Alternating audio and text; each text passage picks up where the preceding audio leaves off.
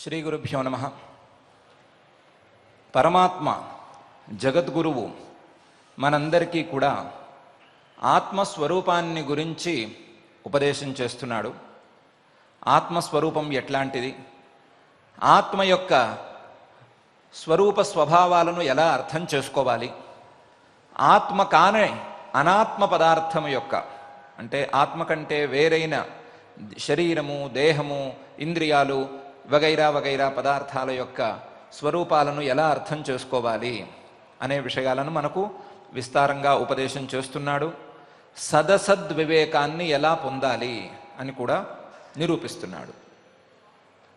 ఈ సందర్భంలో పరమాత్మ అంతవంత ఇమే దేహాః నిత్యస్యోక్తా శరీరిణః అనాశినో ప్రమేయస్య తస్మాద్యుధ్యస్వ భారత అని అనాత్మ రూపాలైనటువంటి దేహాదుల యొక్క స్వరూపాన్ని వర్ణించాడు.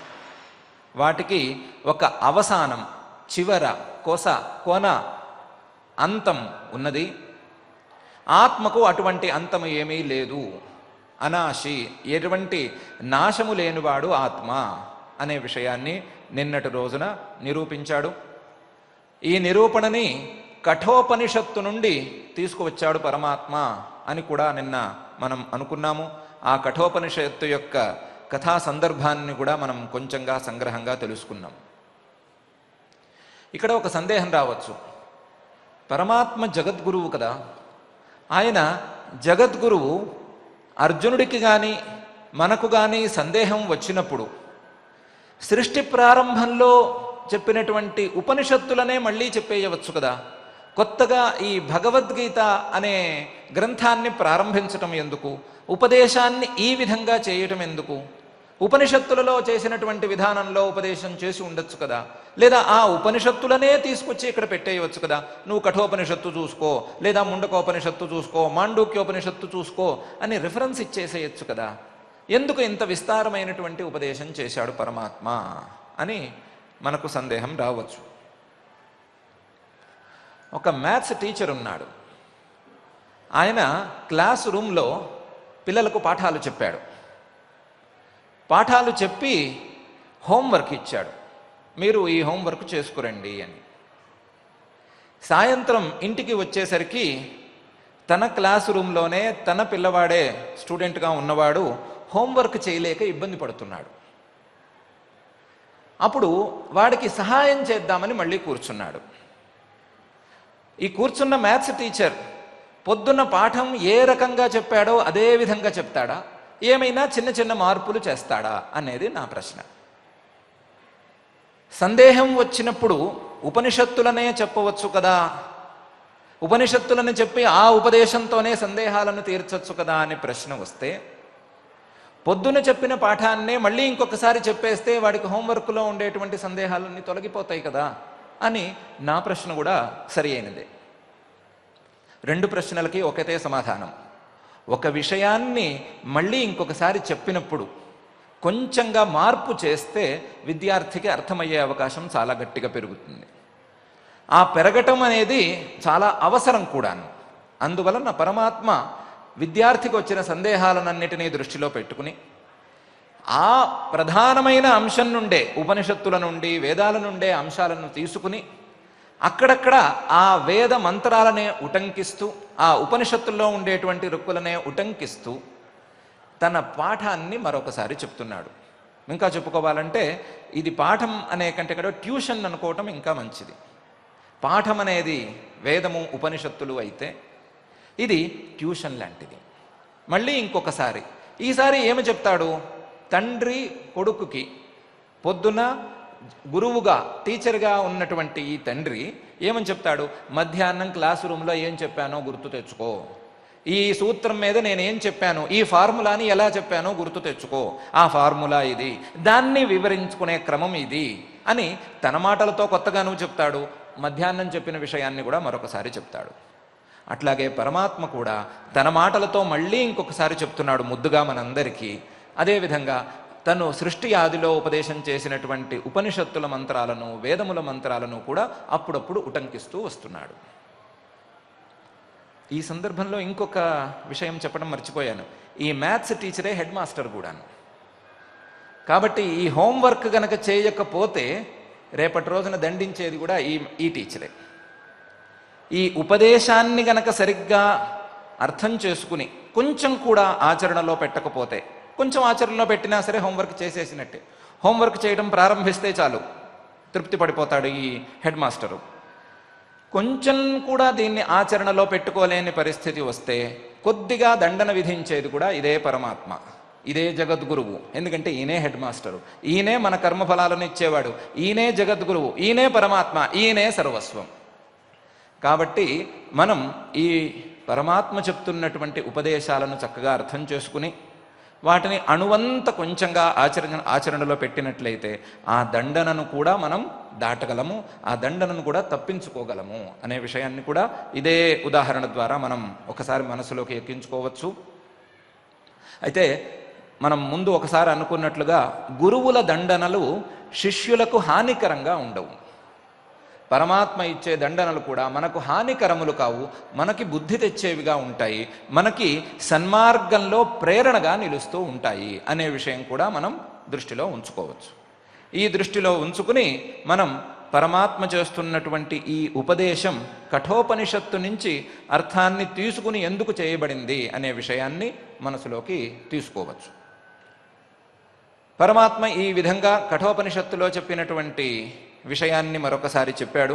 హంతత ఇదం ప్రవక్ష్యామి గుహ్యం బ్రహ్మ సనాతనం యథాచ మరణం ప్రాప్య ఆత్మా భవతి గౌతమ యోనిమన్యే ప్రపద్యంతే శరీరత్వాయ దేహినః స్థాణుమన్యేను సంయంతి యథాకర్మ యథాశ్రుతం అనే మంత్రాల యొక్క అర్థాన్ని చక్కగా ఈ శ్లోకంలో గుచ్చి మనందరికీ ఉపదేశం చేశాడు. మనం కఠోపనిషత్తు యొక్క ఉపాఖ్యానాన్ని కొద్దిగా చెప్పుకున్నాం. ఆ కథను చెప్పుకున్నప్పుడు యమధర్మరాజు ముందు నచికేతుడు తన ప్రశ్నను ఉంచాడు. మొదట్లో మరణించిన తరువాత ఆ జీవి ఉన్నాడా లేడా, ఆ ప్రాణి ఉన్నదా లేదా, లేదా ఆ మరణించిన వ్యక్తి ఉన్నాడా లేడా అని ప్రశ్న వేశాడు. వేస్తే ఈ ప్రశ్న పరిపూర్ణం కాలేదన్నాడు యమధర్మరాజు అని మనం అప్పుడే అనుకున్నాము. మరి పరిపూర్ణంగా ఈ ప్రశ్నను ఎలా వేయాలి అని అంటే అన్యత్ర ధర్మాదన్యత్రాధర్మాదన్యత్ర స్మాత్ కృతాకృతాత్ అన్యత్ర భూతాచ్చ భవ్యాచ్చ యత్తత్ పశ్యసి తద్వద అని ప్రశ్నను పరిపూర్ణం చేశాడు, ప్రశ్నను పూర్తిగా కూడా అడిగాడు అని కూడా నిన్న ఒకసారి అనుకున్నాం. ఏ రకమైనటువంటి ప్రాపంచిక ధర్మాలు అంటని, ప్రాపంచికంలో అంటే ప్రపంచంలో ఉండేటువంటి ఏ స్వభావము అంటని స్వరూపం ఉన్నదా అని ఆ ప్రశ్న యొక్క తాత్పర్యం. ఉన్నదా అని అడిగాడు. ఆ అడిగిన ప్రశ్నకు యముడు చాలా సంతోషించి చక్కగా సమాధానం చెప్పాడు. ఏమి సమాధానం చెప్పాడు అంటే ఆ నచికేతుడి ప్రశ్నలో ఉండేటువంటి ఒక గొప్పదనము లేదా నచికేతుడి మీద ఉండేటువంటి ప్రేమో పరమాత్మకు ఆ సమాధానాలు రెండిటిని ఇక్కడ తీసుకొచ్చి మనకు పెట్టాడు. ప్రేమ నచికేతుడి మీద కాదేమో, మన మీదేమో కూడాను. చాలా అద్భుతమైనటువంటి సమాధానాలు. ఆ సమాధానాలను మంత్రాలుగానే తీసుకొచ్చి ఇక్కడ పెట్టేశాడు. భగవద్గీతలో కఠోపనిషత్తులో ఉండేటువంటి 2 మంత్రాలను చిన్న చిన్న మార్పులతో తీసుకొచ్చి పెట్టాడు. ప్రశ్న అదే,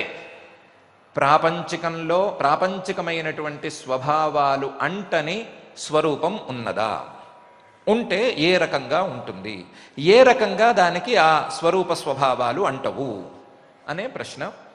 ఆ ప్రశ్నకు సమాధానంగా ఈ శ్లోకాన్ని ప్రారంభిస్తున్నాడు.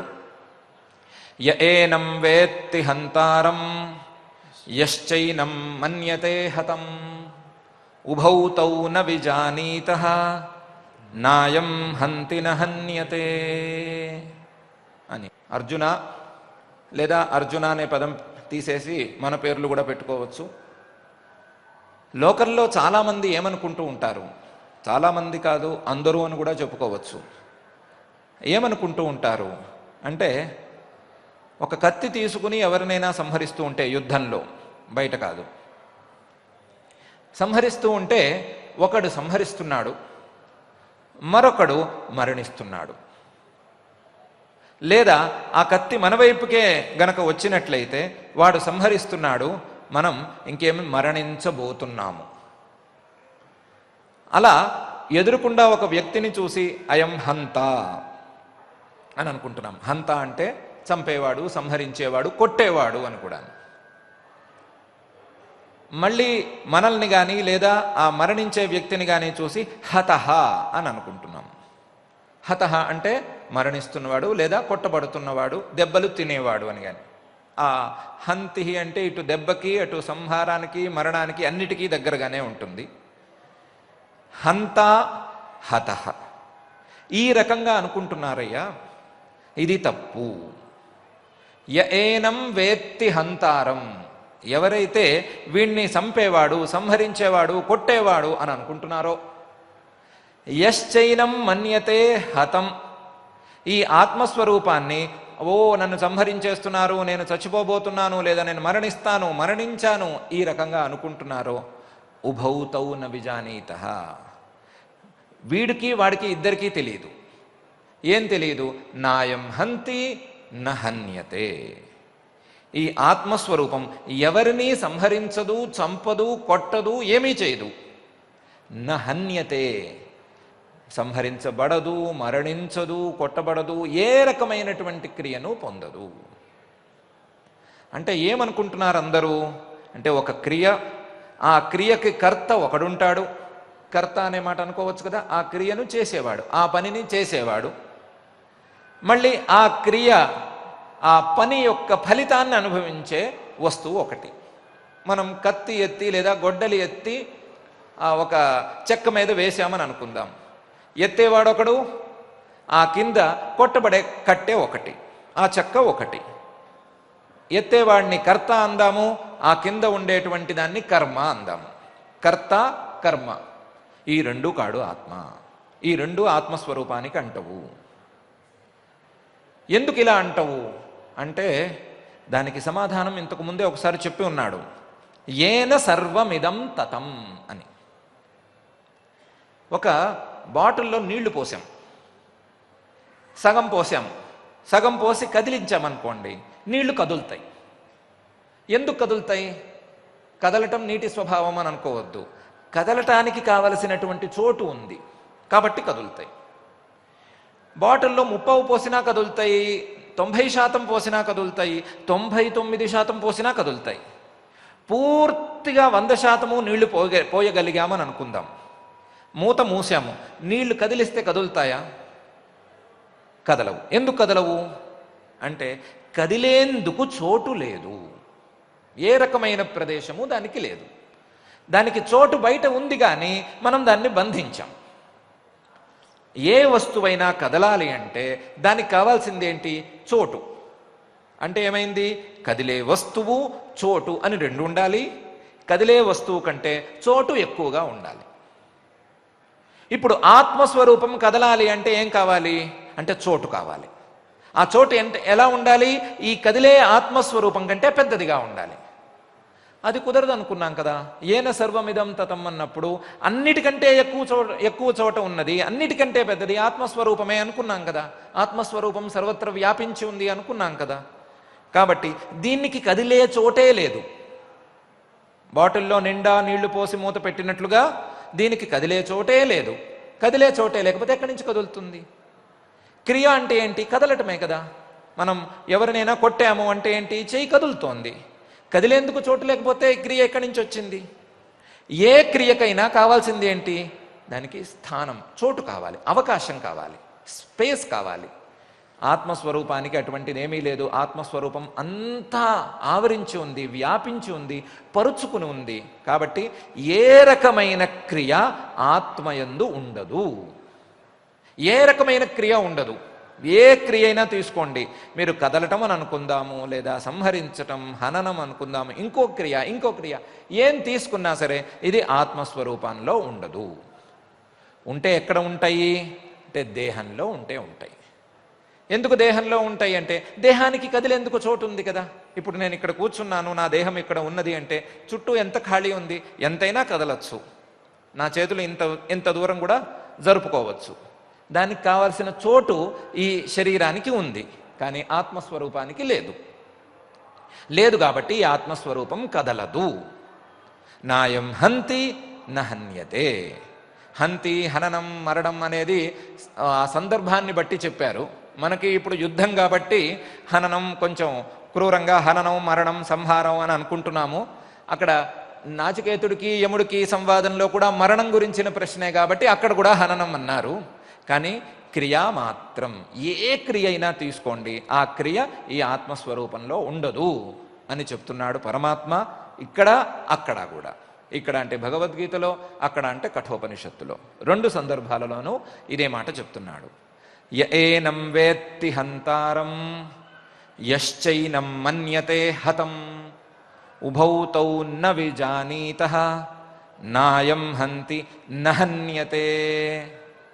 ఎవరైనా ఇలా అనుకుంటే, నేను ఫలానా వాడిని సంహరిస్తున్నాను, ఫలానా క్రియను చేస్తున్నాను అనుకుంటే, లేదా ఈ ఫలానా క్రియ వల్ల నేను లాభపడుతున్నాను లేదా నష్టపోతున్నాను, నాకు ఆ క్రియ అంటుతోంది అని అనుకుంటే ఏమీ తెలియనట్లే, వాడికి ఆత్మజ్ఞానం లేనట్లే. ఉభౌతౌ న విజానీతః, ఇద్దరు రెండు రకాల వాళ్ళు కూడా ఇవేమీ తెలుసుకున్న వాళ్ళు కారు, ఆత్మజ్ఞానం సరిగ్గా అంటిన వాళ్ళు కారు. ఎందుకంటే ఆత్మా నహంతి నహన్యతే, దేన్ని ఏ క్రియకి కర్త కాదు, ఏ క్రియకి కర్మ కూడా కాడు అని మనకు చెప్తున్నాడు. ఈ భావం కొద్దిగా మనకు కొత్త భావం కాబట్టి కొంచెం మనసులోకి వెళ్ళటానికి రోజులు పడుతుంది, ఆ భావం మనసుకు హత్తుకోవడానికి రోజులు పడుతుంది, అదే భావం స్థిరంగా నిలవటానికి కూడా రోజులు పడుతుంది. ఆ రోజుల్ని మనం తప్పకుండా తీసుకుందాం, ఆ సమయాన్ని కూడా మనం యాక్సెప్ట్ చేద్దాం, అంత సమయాన్ని ఇచ్చుకుందాం. భావనాపూర్వకంగా ఈ భావాన్ని మనం పరమాత్మ చెప్పినటువంటి ఈ భావాన్ని మనసులోకి ఎక్కించుకుందాం. య ఏనం వేత్తి హంతారం యశ్చైనం మన్యతే హతం ఉభౌ తౌ న విజానీతః నాయం హంతి నహన్యతే. ఇదైన తర్వాత దీనికంటే కూడా, ఇప్పుడు చెప్పుకున్నటువంటి విషయం కంటే కూడా చాలా అద్భుతమైన విషయాన్ని పరమాత్మ ఇక్కడ మన ముందు ఉంచుతున్నాడు. ఆత్మ సంహరింపబడుతోంది లేదా మరణిస్తోంది, లేదా మరణిస్తోందా లేదా అనేది సందేహం కదా. మరణిస్తోంది అనే భ్రమే మనకు ఎక్కువ ఉంది, సందేహం కొంచెం తక్కువే ఉంది. సందేహమే తక్కువ, మరణిస్తోంది అనే భ్రమే ఉంది. మరణిస్తోందా లేదా, లేదా ఆత్మకు మరణం ఉందా లేదా, ఆత్మలో క్రియలు ఉన్నాయా లేవా అనే సందేహాలు ఉన్నాయి కదా. ఈ సందేహాలన్నిటినీ మనం విడదీసి కూడా నివారించుకుందాం. ఇప్పుడు ఒకే మాటతో చెప్పుకున్నాం కదా, ఏ క్రియకి ఆత్మకర్త కాదు, ఏ క్రియకు ఆత్మకర్మ కాదు అని. అలా కాకుండా విడదీసుకున్నా సరే ఈ విషయాన్ని మనం నిరూపించుకోవచ్చు అంటున్నాడు పరమాత్మ. ఆ నిరూపణకు ముందు కొన్ని విషయాలను మనం మనసులో ఉంచుకోవాల్సి ఉంటుంది. ఏ వస్తువైనా సరే ఆత్మస్వరూపము తప్ప మిగతా పుట్టే ఏ వస్తువుకైనా 6 పరిణామాలు ఉంటాయి. వాటిని షడ్భావ వికారాలు అంటారు. 6 పరిణామాలు ఉంటాయి. జాయతే, అస్తి, వర్ధతే, విపరిణమతే, అపక్షీయతే, నశ్యతి. ఏ వస్తువైనా సరే మొదలు పుడుతుంది, పుట్టిన తర్వాత ఉంది అని అనిపిస్తుంది, తర్వాత అది క్రమంగా వృద్ధి చెందుతూ ఉంటుంది, వృద్ధి చెందిన తర్వాత దానిలో ఒక రకమైన పరిణామం వస్తుంది, పరిణామం తర్వాత మెల్లగా ఆ వస్తువు క్షీణిస్తూ ఉంటుంది, క్షీణించిన తర్వాత నశిస్తుంది. ఇది వస్తువుల యొక్క క్రమం. ఇలా ఒక రైతు పొలంలో ఒక చిన్న గింజ వేశాడు. గింజ మొలకెత్తిందా లేదా అని చూసుకోవడానికి పొలానికి వెళ్ళాడు. వెళితే చిన్న మొలక కనిపించింది, చిన్నది. జాయతే, మొలకెత్తుతోంది అనుకున్నాడు. అది మొలకెత్తిందా లేదా అని కొంచెం చూడటానికి సందేహం. పొద్దున చూస్తే ఇంత ముక్క ఉంటుంది, సాయంత్రానికి కొంచెం ఎక్కువే వస్తుంది. జాయతే, ఇంకా సందేహమే లేదు, పుట్టింది లేదా పుడుతోంది, మొలకెత్తుతోంది అని అనుకున్నాడు. మొలకెత్తితే సరిపోతుందా? ప్రతి మొలక, ఆ మొలకెత్తిన ఆ మొలక ఉండాలి కదా మరుసటి రోజుకి. రాత్రికి రాత్రి ఎండిపోకుండానో లేదా మరొక జీవి తొక్కేయకుండానో ఉండాలి కదా. అందుకని అసలు మొలకెత్తిన మొలక ఉందా లేదా అని చూసుకోవడానికి మరునాడు వచ్చాడు. మరునాడు వస్తే ఆ మొలక అలాగే ఉంది, కొంచెం పెరిగి అలాగే ఉంది. అస్తి, ఉంది అనుకున్నాడు. ఈ మొలక సరిగ్గా ఎదుగుతోందా లేదా? ఒట్టి మొలకెత్తి ఉంటే సరిపోతుందా? అలాగే ఉంటే సరిపోతుందా? కాదు, కొంచెం పెరగాలి. పెరగటం కోసమే కదా వేసింది ఆ గింజని. అక్కడ పెరుగుతోందా లేదా అని చూసుకున్నాడు. 2 రోజులు, 3 రోజులు, 4 రోజులు, వారం రోజులు చూసుకున్నాడు. చూస్తుంటే పెరుగుతోంది. వర్ధతే, పెరుగుతోంది అనుకున్నాడు. ఇలా కొన్ని రోజులు, నెలలో లేదా సంవత్సరాలు వద్దులేండి, మరి అంత ఆలస్యం ఎందుకు మనకి, 1 నెల రోజులు చూశాడు. చూస్తే ఏమైంది? ఆ మొలకెత్తిన మొలక కాస్త కొంచెం మొక్క అయింది. ఏమనుకున్నాడు? ముదురుతోంది, మొక్క ముదురుతోంది. వర్ధతే విపరిణమతే, ఆ మొలకకి కావలసినటువంటి పదార్థాలన్నింటినీ అందించాడు. అవి మొక్క అయింది. మొక్క వృక్షం అయిందో లేదో తర్వాతి మాట. ఏదో పువ్వు పూసింది, ఆ పువ్వు కాస్త కాయ అయింది. కాయను చూసుకుంటూ సంతోషపడుతున్నాడు, మనకి ఫలితం రాబోతోంది అని. ఇంతలో ఏమైంది? ఈ రైతుకి ఏదో పని వచ్చింది, వేరే ఊళ్ళో పని వచ్చింది. వెళ్ళి చాలా రోజులకు కానీ రాలేకపోయాడు. కాయ కోసుకుందాము, మనం ఒక మొక్క వేశాం కదా, ఆ మొక్కకి ఏం కాయ వచ్చింది, ఎలా కాయ వచ్చింది చూసుకుని కోసుకుందాము అని పొలానికి వెళ్ళాడు. వెళ్ళి చూస్తే అది కాయ ముదిరిపోయింది. చెట్టు ముదిరిపోయింది, కాయ ముదిరిపోయింది. కోసుకునే పరిస్థితిలో లేదు. ఏమనుకున్నాడు?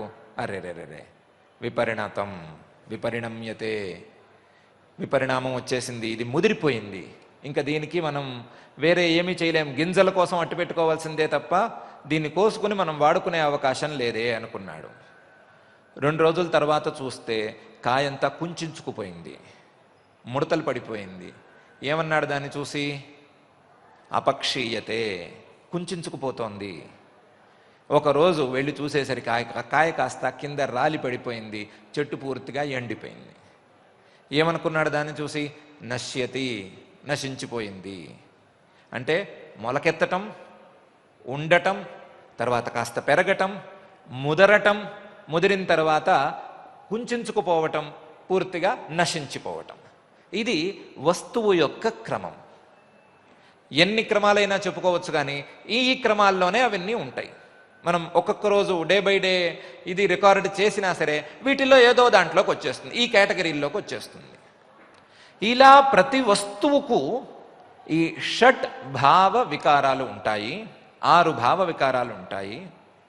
ఈ 6 భావ వికారాలు ఆత్మస్వరూపానికి లేనే లేవు. కాబట్టి కూడా ఈ ఆత్మస్వరూపం వస్తువుల కంటే, మనం చూసే వస్తువుల కంటే వేరు అని అర్థం చేసుకోవచ్చు అని చెప్తున్నాడు పరమాత్మ భగవద్గీతలోనూ కఠోపనిషత్తులోనూ. ఏమంటున్నాడు? నజాయతే మ్రియతే వా కదాచిత్, నాయం భూత్వా భవితా వా న భూయః, అజో నిత్యః శాశ్వతోయం పురాణో నహన్యతే హన్యమానే శరీరే అంటున్నాడు. నజాయతే, మొదలు కొట్టడమే ఆ నా అని దానితో కొట్టడం ప్రారంభించాడు. ఈ ఆత్మస్వరూపము పుట్టదు. నజాయతే, ఎప్పుడూ పుట్టదు. నజాయతే కదాచిత్, ఎప్పటికీ ఆత్మస్వరూపం పుట్టదు.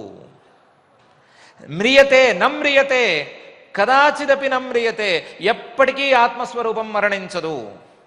పుట్టదు, మరణించదు. అంటే మొదటి భావ వికారం పుట్టుక అనుకున్నాం, జాయతే అనుకున్నాం, అది లేదు. చివరి భావ వికారం వినాశం అనుకున్నాం, అది కూడా లేదు. న జాయతే మ్రియతే వా కదాచిత్. మీరు చెప్తే మేము వింటామా? న జాయతే మ్రియతే వా అని అంటే మేము వింటామా? అంటే దానికి ఒక చిన్న లాజిక్ కూడా చెప్తున్నాడు. నాయం భూత్వా భవితావా న భూయః. ఈ ఆత్మస్వరూపం భూత్వా, ఒక చోట పుట్టి, అనంతరం న భవిత, లేదు అనే పరిస్థితి ఉందా అంటే లేదు. ఎందుకు లేదు అంటే దానికోసం ఇంత దూరం నుంచి చెప్పుకుంటూ వచ్చాడు కదా. భూత్వా న భవిత అనే పరిస్థితి ఆత్మకు లేదు. ఒక చోట పుట్టడము, పుట్టిన తర్వాత కొంతకాలానికి కనుమరుగైపోవటం అనే స్వభావం ఆత్మకు లేదు. ఎందుకు లేదు అంటే భో అవినాశితు తద్విద్ధి ఏన సర్వమిదం తతం అనే శ్లోకంలో చెప్పాము. అంతవంత ఇమే దేహా నిత్యస్యోక్తా శరీరిణ అనే చోట కూడా చెప్పాము. పునర్జన్మ ఉంది అనుకున్నాము, పునర్జన్మ లేకపోతే ఏ వ్యవహారము కుదరదు అనుకున్నాము. రకరకాల లాజిక్స్తో ఈ విషయాన్ని మనం అనుకున్నాం. ఏమని? ఆత్మ ఒకప్పుడు పుట్టిన కొన్ని రోజులకు కనుమరుగైపోవటం అనేది లేనే లేదు. పుడుతుంది, కనుమరుగైపోతుంది. ఏమిది అది అంటే శరీరం అవుతుంది. ఆత్మకి మాత్రం ఇలాంటి పరిస్థితి లేదు. ఏదైతే పుట్టి కొన్ని రోజులకి కనుమరుగైపోతుందో ఆ వస్తువు అనిత్యం అనుకోవచ్చు. ఈ ఆత్మస్వరూపం అలా లేదు. పుట్టి కొన్ని రోజులకి కనుమరుగైపోవటం అనేది లేదు. ఇంకో పై జన్మలో అలాగే ఉంది, ఆ పై జన్మలో అలాగే ఉంది, వెనకల జన్మల్లో అలాగే ఉంది. కాబట్టి ఇది భూత్వా భవిత అనటానికి వీల్లేదు. పోనీ పుట్టకుండా కొన్ని రోజుల పాటు కనుమరుగయి కొత్తగా పుట్టింది అనుకోవచ్చు కదా. కనుమరుగైనది కొంతకాలం తర్వాత పుట్టింది అనుకోవచ్చు కదా. ఆ పరిస్థితి కూడా లేదు. ఎందుకంటే కనుమరుగైపోయిన దాన్ని మళ్ళీ పుట్టించాము అంటే ఆత్మస్వరూపాన్ని, ఈ పునర్జన్మ సిద్ధాంతం పూర్తిగా పాడైపోతుంది. పూర్తిగా పాడైపోవటం కాదు, అసలు ఏ మనిషి ప్రాథమికంగా స్తన్యపానం దగ్గర నుంచి చేసుకోలేడు. కావాల్సిందే అది. మనం ఒకరోజు ఆ విషయాన్ని ప్రత్యేకించి చర్చించుకున్నాం కూడాను. కాబట్టి ఈ ఆత్మస్వరూపం ఒక చోట పుట్టి కొంతకాలానికి కనుమరుగైపోవటం కానీ, లేదా కనుమరుగైపోయి కొంతకాలానికి పుట్టడం కానీ, రెండు రకాలుగాను అవకాశమే లేదు. ఇది శాశ్వతంగా అలాగే ఉండిపోతోంది. అందువలన ఈ ఆత్మస్వరూపం ఎట్లాంటిది? అజహ, పుట్టుక లేనిది. నిత్య, వినాశము లేనిది. మొదటిది అజహ, చివరిది నిత్య, వినాశము లేనిది. పుట్టుక లేదు, వినాశము లేదు. మధ్యలో ఉండేవి కొన్ని అనుకున్నాం కదా. జాయతే తర్వాత అస్థి అని ఒకటి, వర్ధతే, విపరిణమతే, అపక్షీయతే అని అనుకున్నాం కదా. వాటిల్లో పోనీ ఆ భావ వికారాలు ఏమన్నా తగులుతాయా ఆత్మస్వరూపానికి అంటే అవి కూడా తగలవు. అజో నిత్య శాశ్వత. శాశ్వత అంటే శశ్వద్భవ శాశ్వత. ఒకసారి ఏ రకంగా ఉన్నది అని మనం తీర్మానం చేసుకున్నామో అదే రకంగా ఉంటుంది. ఏ రకమైన మార్పు ఆత్మస్వరూపానికి ఉండదు. మార్పు లేనిది ఆత్మస్వరూపం.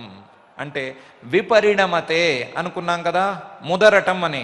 ఆ రకమైన మార్పు ఆత్మకు లేనే లేదు. న విపరిణమతే శశ్వద్భవ.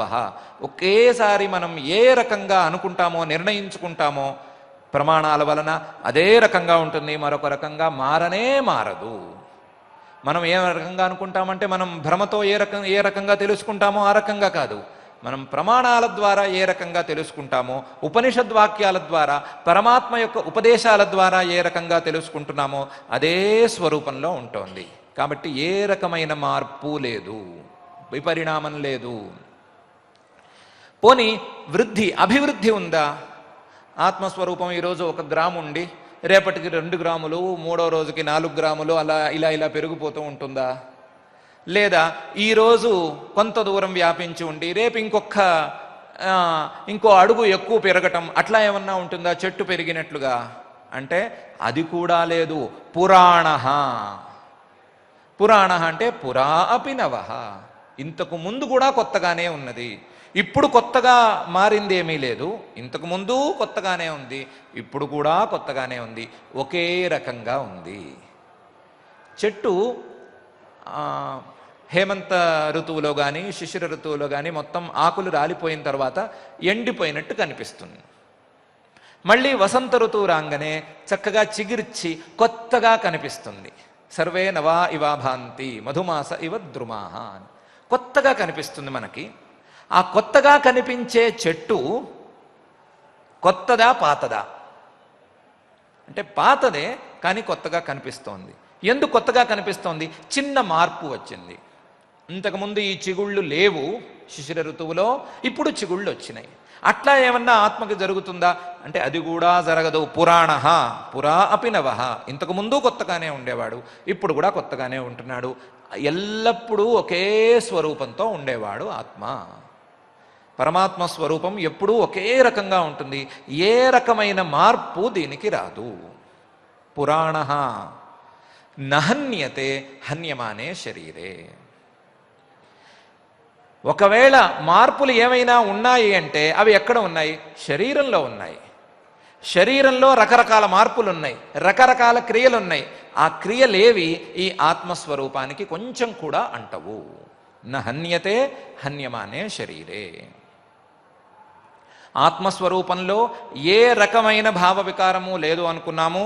అజహ అంటే జన్మ లేదు, పుట్టుక లేదు అనుకున్నాము. నిత్య అంటే చివరిది వినాశము లేదనుకున్నాము. శాశ్వత అంటే విపరిణామం లేదనుకున్నాము. పురాణ అంటే అపక్షయం లేదనుకున్నాము. ఏ రకంగానైనా భావ వికారాలేవీ లేవు అని అనుకున్నాము. మరి అస్థి అనేది ఏం చేశాం? రెండోది ఉంది అస్థి అని. అంటే అస్థి అనేది మాత్రం ఉంది. అస్థి అంటే ఎప్పుడూ ఉండేది అని మాత్రమే. ఇప్పుడు మిగతా వికారాలన్నీ పోతే ఎప్పుడూ ఉండేది అనే అర్థమే వస్తుంది. ఆ ఎప్పుడూ ఉండే స్వరూపం ఆత్మస్వరూపం. దాన్ని ఒప్పుకుందాం. అది భావ వికారం కాదు, పరిణామం కాదు.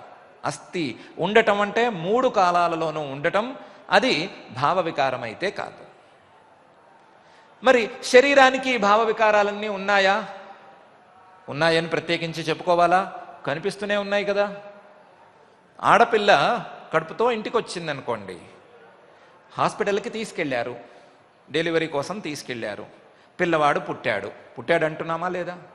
జాయతే, పిల్లవాడు పుట్టాడు. పిల్లవాడు బతికి ఉన్నాడా లేదా అని డాక్టర్స్ చూస్తారా చూడరా? ఏడుస్తున్నాడా లేదా అని చూసుకుంటారు కదా. ఏడుపు కనుక లేకపోతే పిల్లవాడు బతికుంది లేది సందేహం వచ్చేస్తుంది, లేనిది. అందువలన ఒక చిన్న చిటికి వేసో ఏదో రకంగా పిల్లవాడిని ఏడిపించాలని ప్రయత్నం చేస్తారు కదా, అస్థి అనుకోవటం కోసం. బతికే ఉన్నాడు. అప్పుడు మిగతా వాళ్ళందరికీ వార్తలు చెప్పుకుంటారు, పిల్లవాడు పుట్టాడు, క్షేమంగా ఉన్నాడు అని చెప్పుకుంటారు. జాయతే అస్థి. పిల్లవాడు పుట్టాడు, చక్కగా ముద్దుగా ఉన్నాడు, అలాగే ఉన్నాడు అనుకోండి, ఏం చేస్తారు? వెంటనే డాక్టర్ దగ్గరికి పరిగెత్తుతాడు, మావాడు పెరగటం లేదండి, అలాగే ఉన్నాడు అని. ఏం కావాలి? వర్ధతే, వృద్ధి కావాలి, అభివృద్ధి కావాలి, శరీరం పెరగాలి, పాకాలి, బోర్ల పడాలి. అబ్బో, ఎన్ని క్రియలు కావాలి మనకి అభివృద్ధికి. వర్ధతే, బాగా పెరుగుతున్నాడు, పెరిగాడు పెరిగాడు పెరిగాడు. కొన్ని రోజులకి విపరిణమతే, ముదురుతున్నాడు. తర్వాత ఏమైంది? విపరిణమతే తర్వాత ఇప్పటికే వయసు ఎంత వచ్చేసింది? సుమారుగాను 25-30 వరకు వచ్చేసింది. తర్వాత అపక్షీయతే, 40, 50, 60, 70 వరకు వచ్చింది. ఏమొచ్చింది? అపక్షీయతే, కుంచుకుపోతోంది శరీరం. శరీరం కుంచుకుపోతోంది, తలకాయ నెరిసిపోతోంది, చాలా రకాలైన మార్పులు వస్తున్నాయి. బలం తగ్గిపోయింది, ఎముకలు సన్నబడిపోయినాయి. అబ్బో, చాలా మార్పులు వస్తున్నాయి. మాంసం తగ్గిపోతోంది శరీరంలోనూ. ఇవన్నీ అయిన తర్వాత చివరికి ఏమనుకుంటున్నాము? నశ్యతి, ఒకరోజు అయిపోయింది, పని అయిపోయింది అనుకుంటున్నాం. దేనికి ఇవన్నీను? శరీరానికి. పుట్టిందేది? శరీరం. అస్థి అనుకున్నది దేన్ని? శరీరాన్ని. అభివృద్ధి దేనికి కనిపించింది మనకి? శరీరానికే కనిపించింది. ఆ తర్వాత ముదురతనం దేనికి కనిపించింది? శరీరానికే కనిపించింది. ఆ తర్వాత ముడతలు కానీ, లేకపోతే జుట్టు తెల్లబడటం, జుట్టు రాలిపోవటం లాంటివి కానీ దేనికి కనిపించినాయి? శరీరానికే కనిపించినాయి. శరీరానికి ఎప్పుడు కనిపించినాయి అంటే 70-80కే కనిపించినాయి అనుకోవాలి. జుట్టు తెల్లబడటం అంటే ఈ కాలంలో తొందరగా తెల్లబడట్లేదు కదా, కొంచెం ఆలస్యంగానే పడుతోంది కదా. 70-80 వచ్చేంత వరకు జుట్టు ఎవరికి తెల్లబడట్లేదు, ఏదో కొంతమంది చాదస్తులకి తప్ప. కాబట్టి 70-80 వచ్చిన తర్వాత జుట్టు తెల్లబడుతోంది, లేదా రాలిపోతోంది, ముడతలు పడిపోతున్నాయి. ఆ ముడతలు కూడా కొంచెం ఆలస్యంగానే పడుతున్నట్టున్నాయి కదా. పోనీ ఆలస్యంగానే ముడతలు పడుతున్నాయి. చివరికి 100-110 వచ్చేసరికి అయిపోతుంది, పని అయిపోతుంది. అది చివరి భావ వికారం వస్తుంది. ఇవన్నీ దేనికి అంటే శరీరానికి మాత్రమే. ఆత్మస్వరూపానికి ఇవేవి అంటవు. ఏ రకమైన భావ వికారము ఆత్మస్వరూపానికి అంటవు అని చెప్తున్నాడు పరమాత్మ. ఆ చెప్పేటప్పుడు చక్కగా ఆ కఠోపనిషత్తులోని వాక్యాన్నే తీసుకొచ్చి మనందరికీ ఉపదేశం చేశాడు. నజాయతే మ్రియతేవా కదాచిత్ నాయం భూత్వా భవితా వా న భూయః అజః నిత్యః శాశ్వతోయం పురాణః నహన్యతే హన్యమానే శరీరే. ఆత్మస్వరూపానికి ఏ విధమైన భావ వికారాలు అంటవు. భావ వికారాలంటేవన్నీ శరీరానికే. శరీరం మాత్రమే అనిత్యం, ఆత్మస్వరూపం నిత్యం అనే విషయాన్ని పరమాత్మ మనకు ఉపదేశం చేస్తున్నాడు. ఈ ఉపదేశాన్ని మనమందరం మొదలు యాక్సెప్ట్ చేస్తే, అంగీకరిస్తే, తరువాత అది మనసులోకి ఎలా వెళుతుంది, దానికి పరిణామాలు ఏ రకంగా ఉంటాయి, ఆత్మస్వరూపం నిత్యం అని అనుకుంటే, ఈ శరీరాదులు అనిత్యములు అనుకుంటే ఏ రకమైన పరిణామాలు కలుగుతాయి అనే విషయంలో పరమాత్మ తన జాగ్రత్తలు తను చూసుకుంటాడు. ప్రాథమికంగా ఆత్మస్వరూపం నిత్యం, శరీరం అనిత్యం అనే భావన గనక బలంగా మనకు పడితే, ఈ శరీరం కోసం మనం చేసేటువంటి పాపపు క్రియలు ఎంతో కొంత తగ్గుతాయి. అది మనసుకి అంగీకారం ఏర్పడాలి. ఆత్మస్వరూపం వేరు, నేను ఆత్మను, ఈ శరీరం కేవలం నాకు వచ్చిన తాత్కాలికమైన దేహం మాత్రమే అనే ప్రాథమికమైన భావన వస్తే, తాత్కాలికంగానైనా కొద్దిగానైనా చాలా నానో స్టేజ్లోనైనా సరే శరీరం కోసం పాపం చేసేటువంటి ప్రవృత్తి మానవులలో కొద్దిగానైనా తగ్గే అవకాశం ఉంది. తగ్గుతుంది అనే విశ్వాసం కూడా మనం పెంచుకోవచ్చు, ఎంతైనా తగ్గుతుంది అనే విశ్వాసం కూడా ఉంచవచ్చు. అంటే పుణ్యం పాపం అని రెండు ఉన్నాయా, అవి ఒప్పుకోవాలా, పాపం చేస్తే ఏమవుతుంది, పుణ్యం చేసుకుంటే ఏమొస్తుంది అనే ప్రశ్నలు కూడా చాలా ఉన్నాయి. వాటన్నిటినీ మనం తీర్చుకోవటం కష్టం.